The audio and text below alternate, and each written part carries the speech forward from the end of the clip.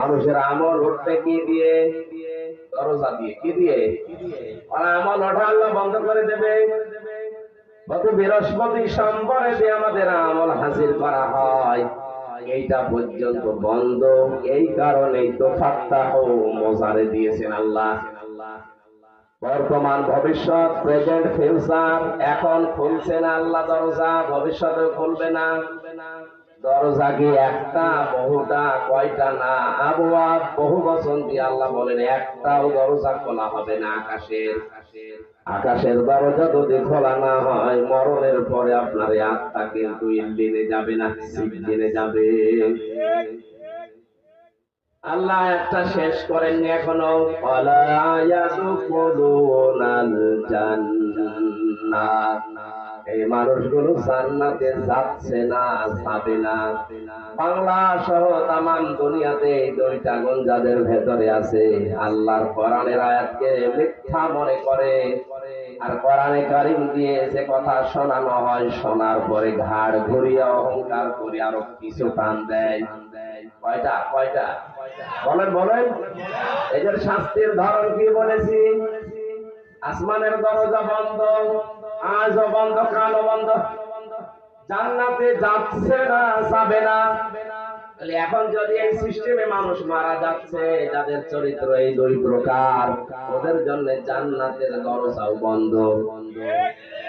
আল্লাহ পাক বলেন কতদিন জান্নাতে ওরা যাবে না জানো? হাত্তা ইয়ালিজাল জামালু ফি সামিল খিয়াম, সূচের ছিদ্র দিয়ে যতদিন পর্যন্ত উট প্রবেশ করে যেতে না পারে। টাঙ্গাইলবাসী কেউ ধারণা আল্লাহ সেট করেছেন সূচের ছিদ্র দিয়ে, এর ভেতরে উট প্রবেশ করা তো দূরের কথা, সোতা পর্যন্ত মাঝে মাঝে দেওয়া যায় না। আল্লাহ উদাহরণ দিয়ে এটাই জানাতে চেয়েছেন যে এদের জন্য আমার জান্নাতে যাওয়া সম্ভব না। ওয়াকাযালিকা নাজিজিল মুজরিমিন, পাপিষ্ঠদেরকে আমি আল্লাহ এইভাবে সাজা দেব। আমি যে কথা বলতেছিলাম সিস্টেম অপর পৃষ্ঠায়, এবার শেষ শব্দটা শুরু। লাহুম মিন জাহান্নামা মিহাদু ওয়া মিন ফাওকিহিম গাওয়াশ ওয়া কাযালিকা নাজিজিস সালিমিন। এই মানুষগুলো মরণের পরে যখন কবরে দেওয়া হবে, অনেকে আজ কবরের উপরে ফুল দিয়ে পাহাড় বানিয়ে ফেলে। কথা বলে দেখা, মোজাইক পাথর দিয়ে চারিদিকে ফাঁকা করে দেয়, টাইলস লাগিয়ে সুন্দর করে লিখে দিচ্ছে আলহাজ সেরাগালি। আপনি যাই লেখেন না কেন, মহান আল্লাহর এই আয়াত অনুযায়ী লাহুম মিন জাহান্নামা মিহাদু ওয়া মিন ফাওকিহিম গাওয়াশ, কবরে যাওয়ার সঙ্গে সঙ্গে আল্লাহ তাকে জাহান্নামের আগুনের পোশাক পরিয়ে তার বিছানা পর্যন্ত জাহান্নামের আগুনের বিছানা বানিয়ে দেবেন। ওয়াকাযালিকা নাজিজিস সালিমিন, জালেমদেরকে আল্লাহ এইভাবেই শাস্তি দান করবেন। জোরে বলেন নাউযুবিল্লাহ। প্রথম যেটা বলেছিলাম, কোন মানুষ যদি নবীজিকে আদর্শ মেনে দুনিয়া থেকে বিদায় নিতে পারে, আর যদি কবরে যাওয়ার পরে বলে হাযা নাবিয়ুনা মুহাম্মাদুর রাসূলুল্লাহ, আল্লাহর পক্ষ থেকে ঘোষণা আসবে আমার বান্দা সত্য বলেছে, ওকে জান্নাতের পোশাক পরিয়ে জান্নাতের বিছানা বিছিয়ে চোখের দৃষ্টি সীমা পর্যন্ত ফাঁকা করে দাও। এখন সে নবীকে আদর্শ পেলে এই নিয়ামত গুলো পাওয়া যাবে। চোখ বন্ধ হওয়ার পরে তাম দুনিয়ায় এখন 750 কোটি মানুষ, 175 কোটি আমরা মুসলিম। সবার জন্য নবীজি আদর্শ হবে। আয়াতে আল্লাহ বলেননি, তিনটা গুণ যাদের ভেতরে আছে তারাই মাত্র নবীকে আদর্শ পেয়ে ওই নিয়ামত পাবে। কয়টা? জামালপুর নাকি টাঙ্গাইল বাসে একটু মেলান আপনার ভেতরে এটা আছে কিনা। এখনই যদি বাড়ি থেকে নেমানা ফেরে এখনই চোখ বন্ধ হয়ে যায়, এখনই শুরু হবে। হয়তো প্রথমটা নয় দ্বিতীয়টা, প্রথমটা পাইলে তিনটা নিয়ামত পাবেন, জান্নাতের পোশাক পরাবেন, বিছানা পাবেন, চোখের দৃষ্টি সীমা পর্যন্ত খুলে যাবে। আর সিস্টেম অপর পৃষ্ঠাটা কি বললাম? আকাশের দরজা বন্ধ, জান্নাত বন্ধ। শুধু এতটুকুই না, জাহান্নামের আগুনের পোশাক পরিয়ে বিছানা পর্যন্ত আপনাকে জাহান্নামের আগুন দিয়ে মানানো হবে। এখানে প্রথমটা চায় না, দ্বিতীয়টা বলেন বলেন। যারা প্রথমটা পেতে চায় তাদের শর্ত দিয়েছেন আল্লাহ তিনটা। লিমান কানা ইয়ারজুল্লাহা ওয়াল ইয়াউমাল আখিরাহ ওয়া যাকারাল্লাহা কাসীরা। এই পৃথিবীতে যে মানুষের জীবনে সবচাইতে বেশি যে কোনো কাজ যখন আরম্ভ করবে, আগে দেখবে এই কাজে আমার আল্লাহ রাজি আছে কিনা। মানুষের জমিনের আইন ঠেলতে গেলেও দেখবে যে আইন ঠেলার ভেতরে আল্লাহ রাজি আছে কিনা। তো গ্রাম অঞ্চল অনেক মানুষ চাষ করে খায়, সারা জমিন চাষ করছে একরকম, আইনের কাছে গেলে নাঙ্গলের মাথা আস্তে করে ফাঁকা হয়ে যায়। এলাকায় নেই।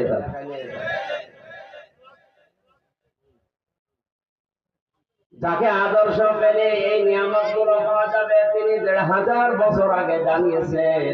কোন মানুষ যদি মানুষের জমিন ১ বিঘত পরিমাণ জোর করে জবরদস্তি করে ফাঁকি দিয়ে প্রতারণা করে দুনিয়ায় খেতে থাকে, কিয়ামতের দিন এরকম জমিন আল্লাহ ৭টা তার মাথার উপরে হবে।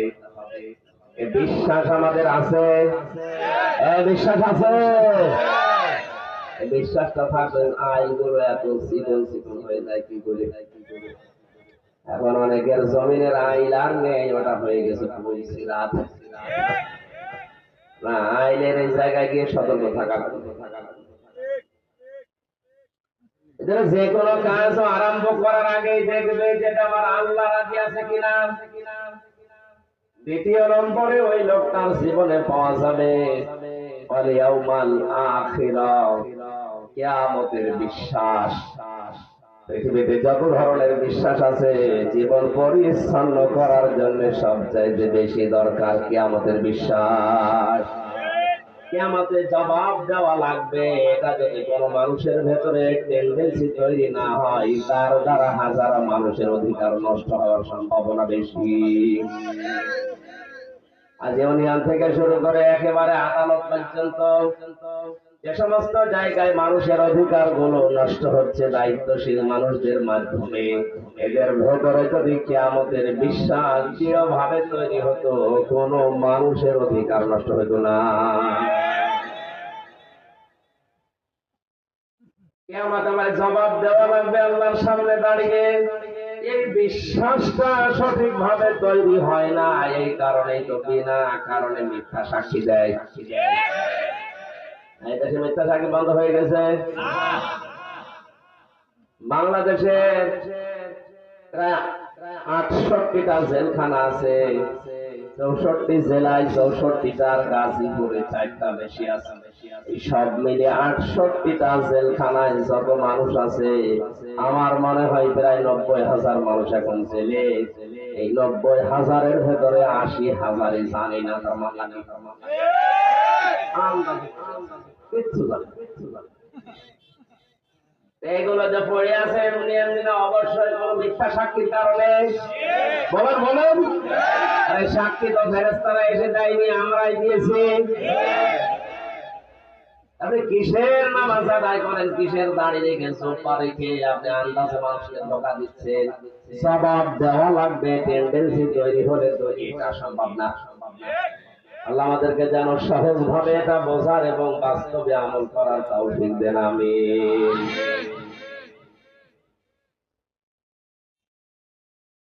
ওয়াল ইয়াউমাল আখিরা পর্যন্ত যদি শেষ করে দিতেন, আমি আজটা পড়তাম না। শেষেরটা আরো কঠিন, ওয়া যাকারাল্লাহা কাসীরা। এইটা নিয়ে ঝামেলা বাংলাদেশে বেশি। আল্লাহ পাক বলেন, হে নবী, আপনাকে যারা আদর্শ হিসাবে দুনিয়ায় পাবে, তাদের ৩ নাম্বার আচরণ হবে, দুনিয়ায় যার আলোচনা করুক না কেন, আমি আল্লাহর আলোচনা তাদের জীবনে বেশি থাকবে। আপনি আমার বুকে হাত দিয়ে বলেন তো, আল্লাহর আলোচনা আপনার জীবনে আছে? চার দোকানে বসলে আল্লাহর বড়ত্বের কথা মনে হয় না, ওখানে কথা হয় আমার বাবার কথা, আমার পীরের কথা না। পৃথিবীতে যদি আলোচনা কেউ করে, জিকির করে, তাহলে করা লাগবে স্মরণ কাকে? যার জীবনে সবচাইতে বেশি আল্লাহর স্মরণ আছে। আল্লাহর স্মরণ মানে বসে বসে সুবহানাল্লাহ সুবহানাল্লাহ। ওটা তো একটা সিস্টেম, একটা মাধ্যম, যে যেই কাজে থাকবে হাত দেবে ওখানে যেন আল্লাহকে ভুলে না যায়, আল্লাহর কথাটা মনে রাখতে পারে। এইটার নাম যাকার আল্লাহ। আল্লাহ যাকার আল্লাহ পর্যন্ত শেষ করেননি। কাসির না দিয়ে কাসির র এখানে প্রাণ আছে। তাদের জীবনের সবচাইতে বেশি জিকির হবে, আলোচনা হবে, স্মরণ হবে কার? আমি সহ যারা এখানে বসে আছি আমরা একটু মিলাই, আমাদের জীবনের সবচাইতে বেশি আলোচনা আসলে আল্লাহর হচ্ছে। তাহলে এখনো পর্যন্ত আমি নবীকে আদর্শ পাইনি, আর বিশ্ব নবীকে কেউ যদি আদর্শ হিসাবে না পায়, মরণের পরে দুইটা বিষয় বলেছিলাম, যে কোনো একটা আপনি পাবেন। আল্লাহ আমাদেরকে এখন এই বিশ্ব নবীকে আদর্শ পাওয়ার জন্য এই তিনটা গুণ অর্জনের বলেন আমিন। সূরা তাওবা থেকে 111 নাম্বার একটা মাত্র আয়াত আমরা পড়েছি, সামারাইজ করে খুব তাড়াতাড়ি আয়াতটা বোঝানোর চেষ্টা করব ইনশাআল্লাহ। জবান খুলে পড়েন, আউযু বিল্লাহি মিনাশ শাইতানির রাজীম, বিসমিল্লাহির রহমানির রহিম।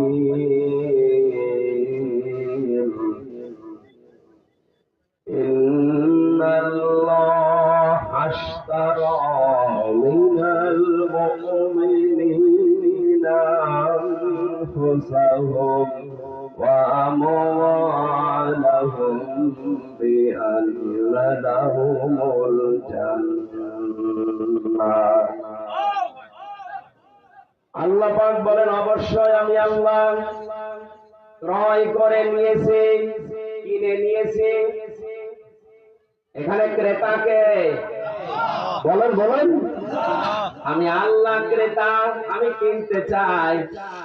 ইশতারা মিনাল মুমিনিনা, আমার মুমিন বান্দাদের কাছ থেকে। বাংলার মুসলমানেরা এখানে সরাসরি ক্রেতা, আল্লাহ বিক্রেতাকে। মুমিন বিক্রেতাকে। আল্লাহ যদি ইন্নাল্লাহ হাশতারা মিনাল মুনাফিকিনা দিত, অবশ্যই আমি আল্লাহ মুনাফিকদের সম্পদ কিনতে চাই। মুনাফিকদের সম্পদ দেশে কম আছে না। কোন কাফেরের সম্পদ, কোন মুনাফিকের সম্পদ, কোন হিন্দুর সম্পদ আল্লাহ কিনতে চাননি, তাহলে ওদের নাম আল্লাহ দিতেন। আল্লাহ দিয়েছেন ইন্নাল্লাহ হাশতারা মিনাল মুমিনিন, অবশ্যই আমি আল্লাহ ক্রয় করতে চাই মুমিনদের কাছ থেকে। কার কাছ থেকে? এখন আমরা মুমিন আছি কিনা এটা আসল বিষয়। আপনি মুমিন না হয়ে যদি মুনাফিক থাকা অবস্থায় মসজিদ বানিয়ে দেন, টাইলস করে দেন, অনেক যেমন মাদ্রাসার জমি কিনেছে মাদ্রাসা বানাবে, যদি মুমিন না হয়ে মুনাফিক হয়ে করে, এটা আল্লাহ কিনবে? বলেন, তাহলে ওনার আগে কি হওয়া লাগবে? আরো জোরে বলে। মুমিন হওয়ার জন্য যতগুলো শর্ত কোরআন হাদিসে আছে, আল্লাহর নবী বলেন, ঈমান তোমার ভেতরে যদি থাকে তাহলে তুমি মুমিন। এখন ঈমান আছে কিনা এটা মাপার জন্য যন্ত্র, থার্মোমিটার একটা হাদিস। যখন তোমার ভালো কাজগুলো তোমাকে আনন্দ দেবে, আর অন্যায় কাজ দেখলেই তোমার কষ্ট হবে, তখন বুঝবে তোমার ভেতরে ঈমান আছে, তুমি মুমিন। বাংলাদেশে ভালো কাজ সবার কাছে ভালো লাগে? বলেন, বলেন। অন্যায় কাজ সবার কাছে অন্যায় মনে হয় না, আরো অন্যায় যেটার সে করে আরো বগল বজায়। আপনি 5 ওয়াক্ত না তাহাজ্জুদ মিলে 6 ওয়াক্ত নামাজ পড়তে পারেন, আপনার তো ঈমান নেই। আর ঈমান না থাকলে আপনার জীবনের কিছু আল্লাহ কিনবেন। আরো জোরে বলেন। আমরা জানি কোন বিষয় যদি কেউ ক্রয় বিক্রয় করে, 4টা বিষয় সেখানে থাকে। কয়টা? কোন সম্পদ যদি বেচা কিনা হয় কয়টা জিনিস থাকে বলেন না কেন? এক নাম্বারে একটা সম্পদ লাগে, দুই নাম্বারে ওর একটা মূল্য লাগে, তিন নাম্বারে ওর একজন ক্রেতা লাগে, চার নাম্বারে ওর একজন বিক্রেতা লাগে। আয়াতের ভেতরে চারটা জিনিস আছে। এখানে সরাসরি ক্রেতা আল্লাহ, বিক্রেতা মুমিনরা। বিক্রেতা মুনাফিকরা, কাফেরেরা।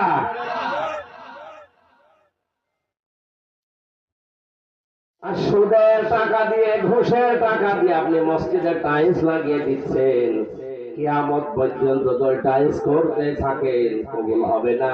কারণ আল্লাহ কোন বেঈমানের টানে না, আল্লাহ নেন মুমিনের টান। এই জন্য আমাদের আগে মুমিন হওয়া লাগবে। মুমিন হয়ে যদি একটা সোটা উদান করি তা কবুল হবে না। ক্রেতা গেল, বিক্রেতা গেল, একটা জিনিস লাগে, একটা সম্পদ। এই সম্পদের নাম হচ্ছে জান আর মাল। জান আর এর একটা মূল্য লাগে। এই মূল্যটা সাধারণ মূল্য আল্লাহ দেননি, এমন একটা মূল্য দিয়ে জান আর মাল কিনতে চান যার একটা শিখের মূল্য তামাম বিক্রি করলে হবে না, তার নাম জান্নাত। এবার আয়াতের মূল কথায় যায় আমরা।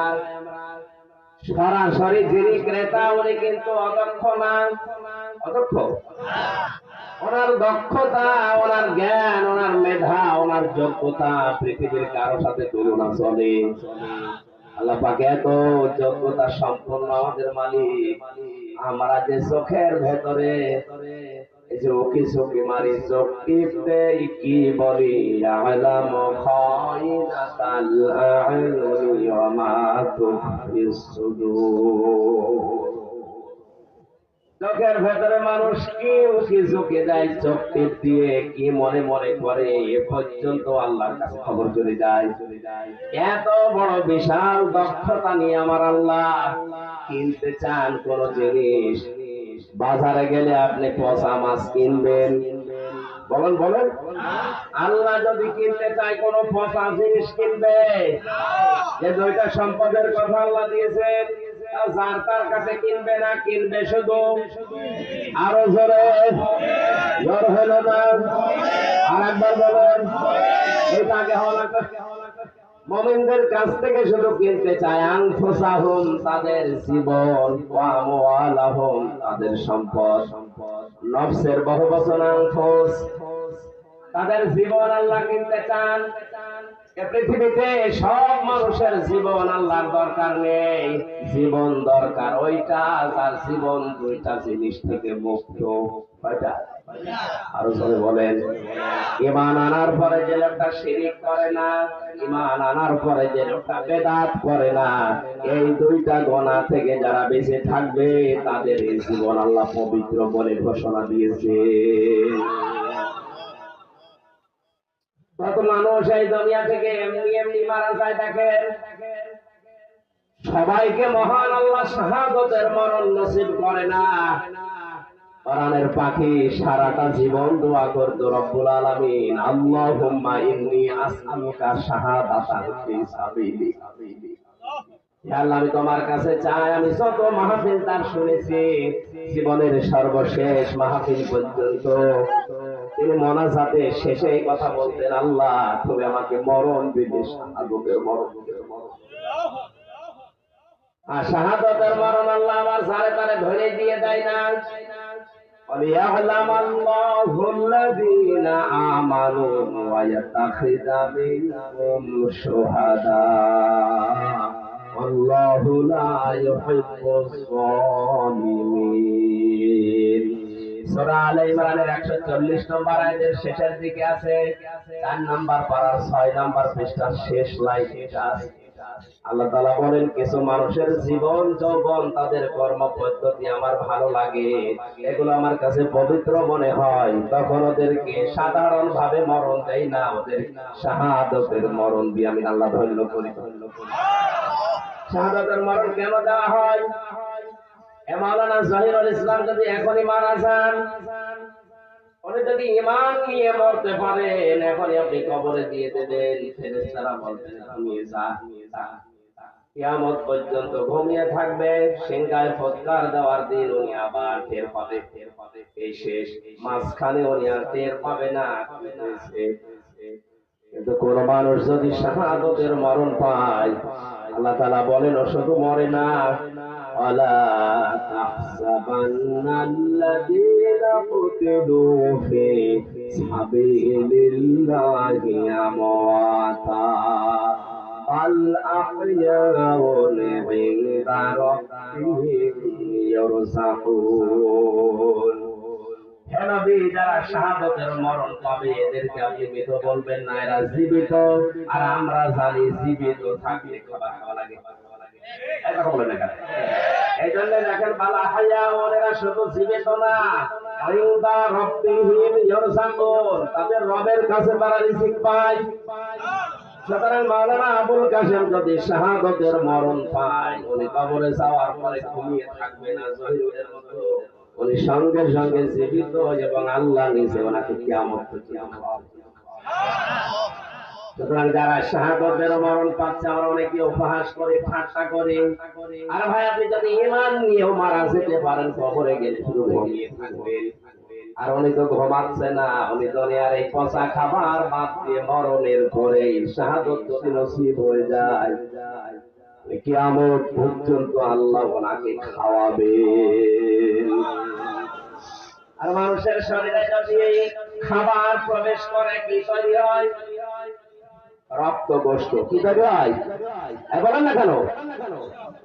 আল্লাহ যে খাবার খাওয়ান শাহাদাতের মরণ হলে রক্ত মাংস যে তৈরি হয়, তার বাস্তব প্রমাণ নবীজির চাচা হামজা। হযরতে হামজা শহীদ হওয়ার প্রায় 30 বছর পর তার কবরটা ভেঙে গিয়েছিল একবার।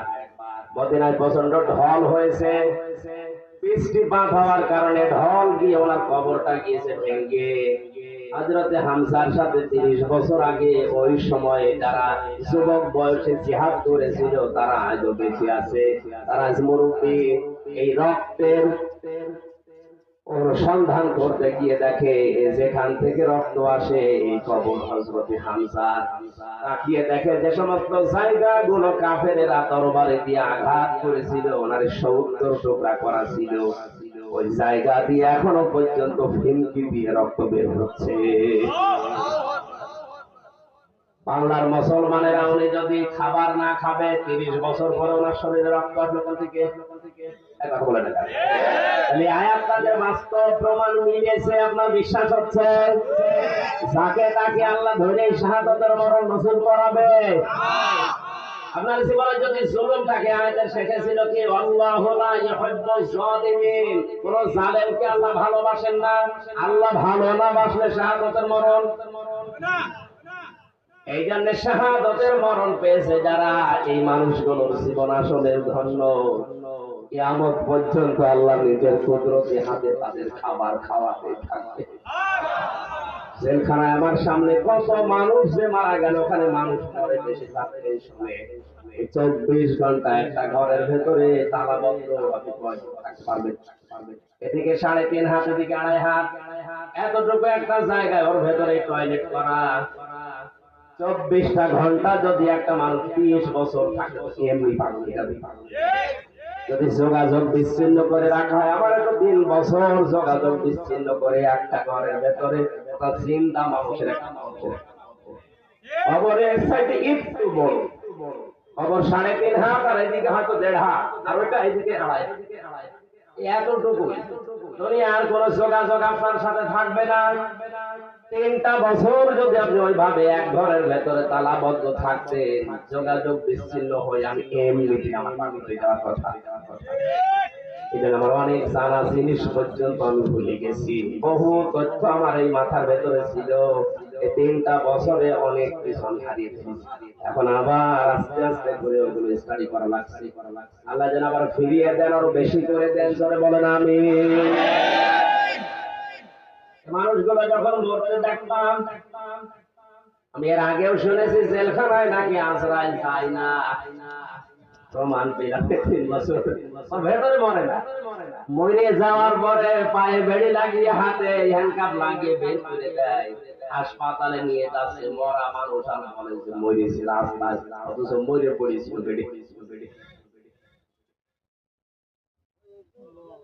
ওই সময় প্রতিদিন মাওলানা মামুনুল হক আমার পাশে বলেছিল, যতদিন আমরা এক জায়গায় দোয়া করেছি এই দোয়াটা আমার ছিল, আল্লাহুম্মা ইন্নী আসআলুকা শাহাদাতা ফি সাবিলিক।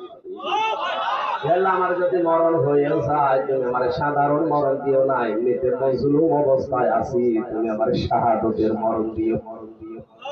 কারণ আমি জানি শাহাদাতের মরণ হলে কোনো আযাব নেই।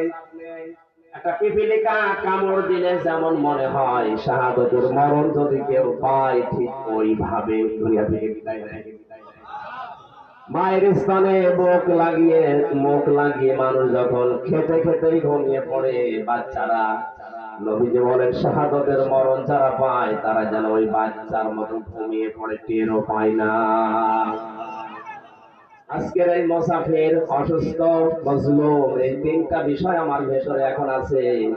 আল্লাহর দরবারে মুসাফিরের দোয়া ফেরত আসে না, মজলুমের দোয়া ফেরত আসে না, অসুস্থ রোগীর দোয়া আল্লাহ ফেরত দেয় না। তিনটা এক জায়গায় করে দোয়া করছি, আল্লাহ আমরা যারা এসেছি সাধারণ ভাবে মরণ চাই না, আমরা দিনের জন্য শাহাদাতের মরণ চাই। যারা চান দেখবেন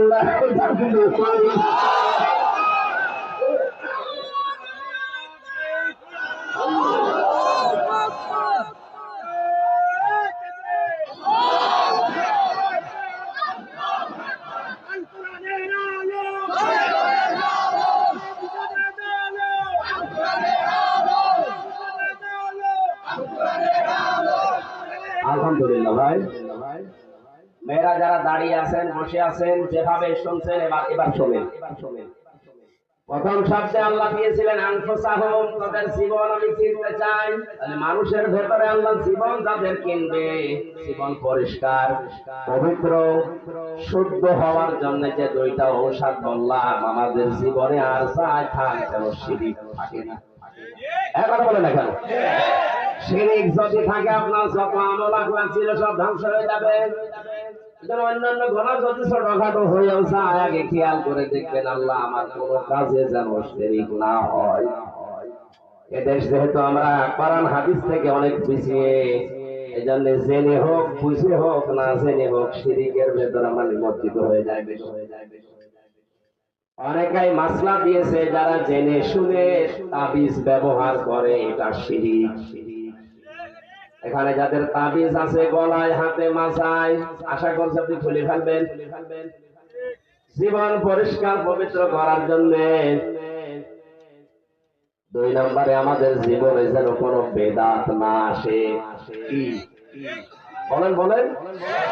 আল বেদাত দালালা, প্রতিটি বেদাত দলাল, গোমরাহি। প্রত্যেকটা গোমরাহি জাহান্নামের দিকে মানুষকে নিয়ে যেতে চায়। আমরা আর চাই করি অন্তত আবেগে যেন বেদাত করে না ফেলি। বেদাত মানে নতুন আবিষ্কার। বেদাত মানে ইসলামের মধ্যে নতুন কিছু যদি আপনি ঢুকিয়ে বলেন এটা ইসলাম, তাহলে আপনার জীবন পবিত্র হবে না, আল্লাহ কিনবে। বলেন না কেন? যতটুকু ইসলাম নবীজি রেখে গিয়েছিলেন কিয়ামত পর্যন্ত ওইটাই ফাইনাল। নতুন করে কিছু দিয়ে বলা যাবে না যে এইটাও ইসলাম। আর এটা বাংলাদেশ, ভারত আর পাকিস্তানে বেশি চলছে। আন্দাজে নতুন একটা ইবাদত জারি করে নিয়েছে। নবীজি 4টা শব্দ দিয়ে সারা জীবন জিকির করতেন, সুবহানাল্লাহ, আলহামদুলিল্লাহ, আল্লাহু আকবার, লা ইলাহা ইল্লাল্লাহ। আপনি যদি সত্যি জিকির ইবাদত মনে করে করেন, এই 4টা শব্দের বাইরে আন্দাজে নতুন কোনো শব্দ বানাতে পারবেন না। যদি বানান তাহলে দলিল দেওয়া লাগবে যে আল্লাহর নবী এবং সাহাবীদের জীবনে এরকম করেছে কিনা। হযরত ইবনে মাসউদ রাদিয়াল্লাহু তাআলা আনহু বলেন, আল্লাহর নবীর ইন্তেকালের 40 দিন পর আমি একবার সফরে গেলাম, সিরিয়ায় সফরে গেলাম। সে দেখে একটা মসজিদে নামাজের পরে মানুষ জোরে সোরে চিৎকার করে করে ডাকতেছে আল্লাহকে। আমি নামাজ শেষ করার পরে বললাম, আমাকে চেনো তোমরা? সবাই আমার দিকে তাকিয়েছে, কে গো আমাকে চেনো এই কথা বলে। আমি নিজের পরিচয় দিয়ে বললাম, আমি কিন্তু মুহাম্মদ রাসূলুল্লাহর সাহাবী ইবনে মাসউদ। নবীজি 40 দিন মাত্র দুনিয়া থেকে বিদায় নিয়েছে, এখনো পর্যন্ত তার কবরের মাটি শুকায়নি। আর এর ভেতরেই তোমরা নতুন আবিষ্কার তৈরি করে ফেলেছো। ইসলামের ভেতরে নতুন করে আবিষ্কার করলে কে তোমাদের পারমিশন দিয়েছে বলো? সারাটা জীবন আমি নবীর সাথে কাটালাম, কোনদিন নবী এরকম চিৎকার করে আল্লাহকে ডাকে নাই। আরে ভাই, আপনি ইসলাম নেবেন তো নবীর কাছ থেকে না বাবার কাছ থেকে? বলেন বলেন। জীবন যদি পবিত্র না হয়, পরিষ্কার না হয়, বৈধ না হয়, আপনার জীবন যত বড় হোক, 70 না 200 বছর হায়াত পেলে আপনার জীবন আল্লাহর দরকার নেই। নবীজি খুব বেশি দিন দুনিয়ায় বেঁচেছেন তা না, মাত্র 63 কয় বছর? আর আমরা 163 বছর বাঁচলেও কিছু করতে পারি না। দ্বিতীয় পয়েন্টে আল্লাহ বলেছিলেন, ও আমওয়ালাহুম, তাদের মাল আমি কিনতে চাই। মালের বহু বচন আমওয়াল। মাল শব্দটা আমি 9 প্রকার পেয়েছি। এই পৃথিবীতে যত মাল আমরা দেখতে পাই, নবীজি বলেন আদ-দুনিয়া কুল্লুহা মাতাউন ওয়া খায়রু মাতাউদ দুনিয়া ইমরাতুস সালিহা। পৃথিবীর সব কিছু সম্পদ, এই সম্পদের ভেতরে শ্রেষ্ঠ সম্পদ আমি নবীর কাছে আল্লাহওয়ালা মেয়ে মানুষ। এটাকে একটা সম্পদ মাল বলা হয়, কিন্তু এই উল্টা দিকে নিয়ে যাবেন না। দুনিয়ার সব কিছু নবীজির কাছে, নবীজির ঘোষণায় সম্পদ ছিল। উত্তম সম্পদ হিসাবে নবীজি তাদের নাম বললেন, এটা আল্লাহওয়ালা মেয়ে মানুষ। আল্লাহওয়ালা হওয়ার জন্য মেয়েদের 4টা গুণ লাগবে। কয়টা? বলেন বলেন। কোন মেয়ে লোক যদি মনে করে আমি আল্লাহওয়ালা হতে চাই, শুধু নামাজ পড়া, রোজা রাখা, কালো বোরখা পরা না, এগুলোই না। 4টা গুণ তাদের ভেতরে অর্জন করা লাগবে। 1 নম্বরে তার স্বামী যদি তার দিকে তাকায়, স্বামীকে আনন্দ দেবে। আজ এই ছোট্ট একটা আমলের কারণে হাজারো পরিবারে পরকীয়া প্রেম চলছে। স্ত্রীর কাছে হয়তো রেসপন্স পায় না, স্ত্রীর এভাবে সম্মান করে না, বাধ্য হয়ে সে অন্য জায়গায় লাইন করে। এমন হয় ধরা কি?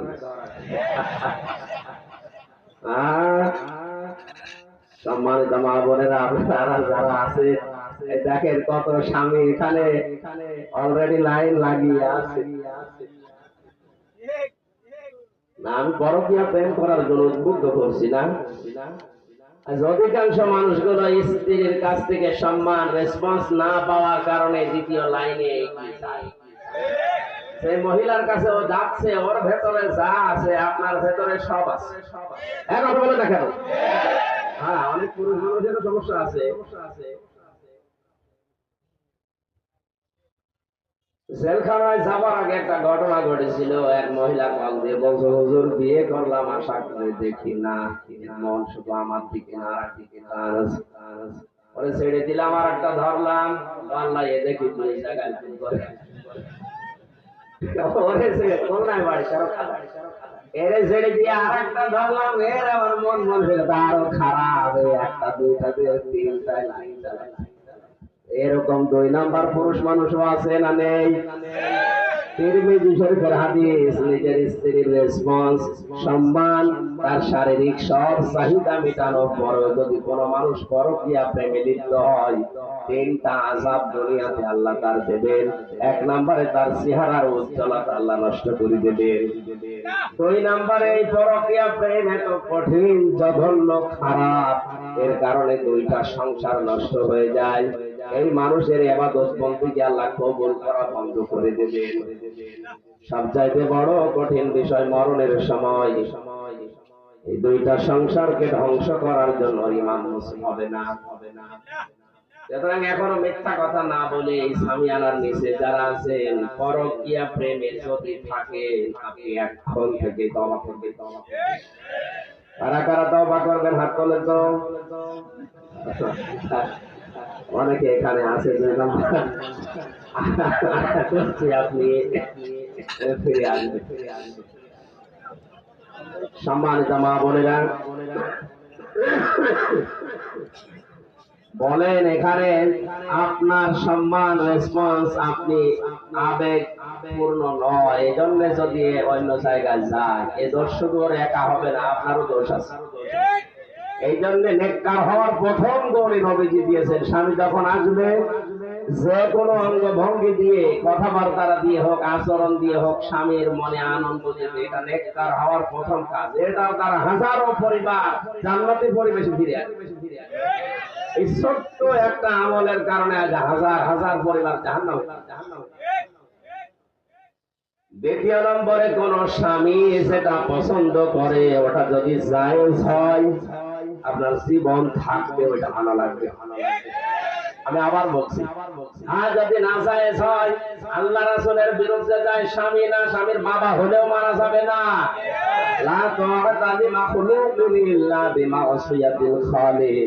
আল্লাহ রাসূলের বিরুদ্ধে চলে যায় এমন কোন সিদ্ধান্ত যদি স্বামী দেয়, ওর বাবা দিলেও মানা যাবে না।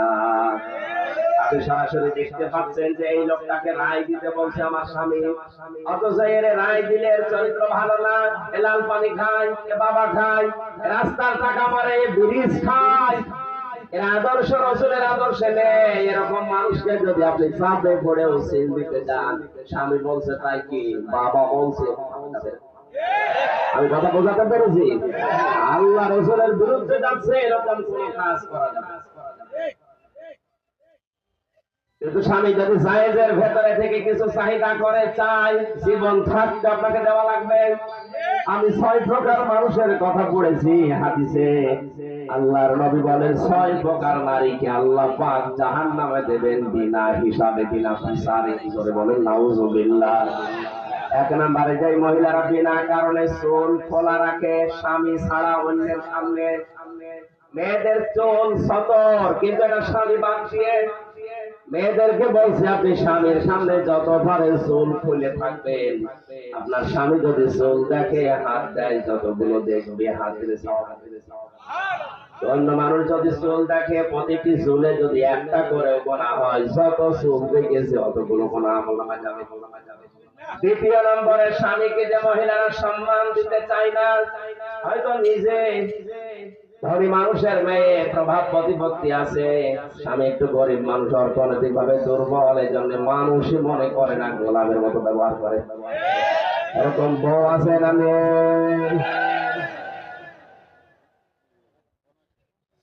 3 নম্বরে, আল্লাহর নবী বলেন নিজের স্বামীকে বাদ দিয়ে পৃথিবীর অন্য কোন পুরুষের সাথে যে মহিলা হাসি ঠাট্টা করে, আনন্দ উল্লাস করে, হাসি মস্করা করে, এই মহিলাকে বিনা হিসাবে জাহান্নামে দেওয়া হবে।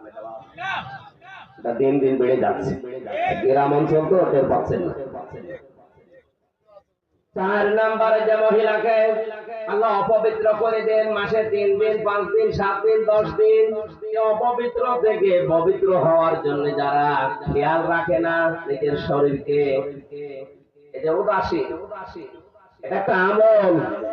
প্রতি মাসে 3 দিন, 5 দিন, 7 দিন আপনাকে আল্লাহ অপবিত্র শুধু এমনিতে রাখে না, এই নাপাক রক্ত গুলো বের করে দিয়ে হাজার হাজার রোগ থেকে আল্লাহ বাঁচিয়ে দেন।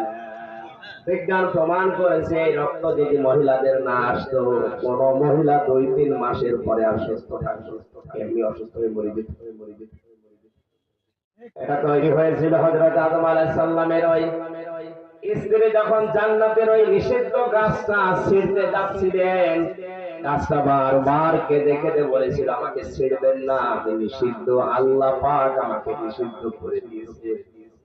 শয়তান যেহেতু ধোঁকা দিয়েছিল হযরত হাওয়াকে, এটা তাফসীরে ফি জিলালিল কোরআনে আছে, তিনি জোর করে যখন ছিঁড়তে গেছে, তখন গাছের ওই পাতার বোটা থেকে রস পড়ছিল ফোঁটা ফোঁটা, গাছটা আঘাত পেয়েছিল। বরদোয়া দিয়েছে রব্বুল আলামিন, আমার শরীর থেকে যে মহিলা রক্ত ঝরিয়েছে, রস ঝরিয়েছে, যখন প্রাপ্ত বয়স্ক হবে ওর শরীর থেকে তুমি এভাবে রক্ত ঝরিয়ে নিও। ওই দিন থেকে কিয়ামত পর্যন্ত যত নারী দুনিয়াতে আসবে গাছের এই মর্যাদা তাদের সাথে লেগে আছে। এজন্য অপবিত্র হওয়ার পর থেকে পবিত্র হওয়ার জন্য যারা খেয়াল রাখে না, চেষ্টা করে না, এদেরকে জাহান্নামে যাওয়া লাগবে। 5 নম্বরে অন্যের সুখে যারা হিংসা করে, এটা মেয়েদের ভেতরে নেই। এইটা সবচেয়ে অন্যের সুখে যারা হিংসা করে, আমার হোক ওর যেন না হয়। আমি জেলখানায় থাকতে আমার দাদা মারা গেছে, একটা গল্প বলছিলেন। বেঁচে থাকতে এক লোক মাঠে চাষ করতে গিয়ে একটা পাথর পেয়েছে। পাথর একটু নাড়া দিলে, ঘষা দিলে একটা দৈত্য বের হয়। ডাক দিয়ে বলে, মালিক কি চান বলে, এনে দেবো, কিন্তু সাবধান, আপনি যা চাবেন আপনাকে দেব, আর আপনার পাশে যে থাকবে ওই জিনিসটা ডবল হয়ে যাবে। আমার দরকার নেই। বাড়িতে যাই স্ত্রীকে বলছে, কুদরতের পাথর রেখে দাও, সাবধানে আমি মাঠে গেলাম, কিন্তু সাবধান ঘষা যেন না লাগে। মেয়েদের যেটা নিষেধ করবে তখন এটা বেশি করবে। গেছে মাঠে, চিন্তা করছে কি আছে এর ভেতরে। স্বামী বলে গেল,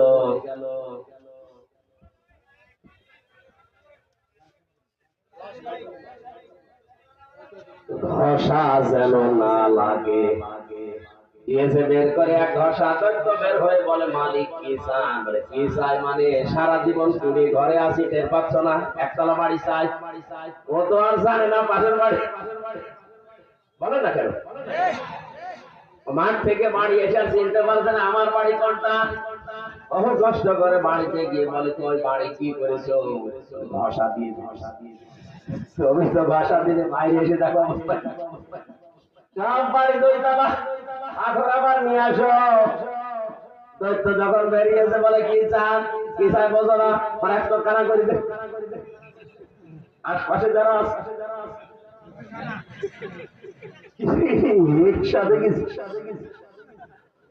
সম্মানিত মা বোনেরা, জাহান্নামে যাওয়ার অন্যতম কারণ এই হিংসা। এটা দূর করা লাগবে। মেয়েদের ভেতরে সবচেয়ে মেয়ে লোক আমার পরে রাগ করে এই কারণে। আর একটা হাদিস বলছে, মুসলিম শরীফের হাদিস 3212 নম্বর। 6 নাম্বারটা একটু ঝামেলা, এটা বলার দরকার।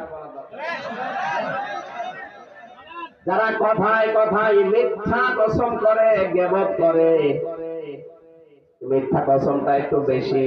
কিছু যদি চুরি হয় এলাকায়, ছেলের মাথায় হাত দিয়ে আন্দাজে কসম থেকে ফেলে। পৃথিবীর কারো মাথায় হাত দেওয়া, মসজিদে উঠে কোরআন মাথায় নিয়েও কসম করা যায়, এই কসম করা যায় যাচ্ছে শুধুমাত্র আল্লাহর নামে।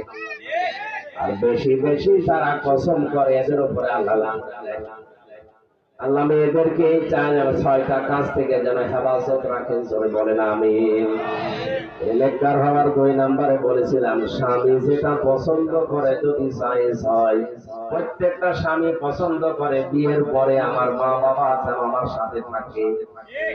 আস্তে বলেন, এটা হাজারো পরিবারে এটা না। আপনি নামাজ পড়তে পারেন, রোজা রাখতে পারেন, বোরকা পড়তে পারেন, নেককার হতে পারেন না। 4 নম্বরে স্বামীর সম্পদ এবং সন্তান, এগুলো হেফাজত করা, দ্বীনের পথে রাখা। আল্লাহ মেয়েদেরকে এই গুণ অর্জন করে নেককার হওয়ার তৌফিক দিন। আমি আর শেষ করতে পারছি না, আমাদের আর 5 মিনিট আছে মাত্র। আজকের মতো শেষ করছি আমি। শরীর এবং গলা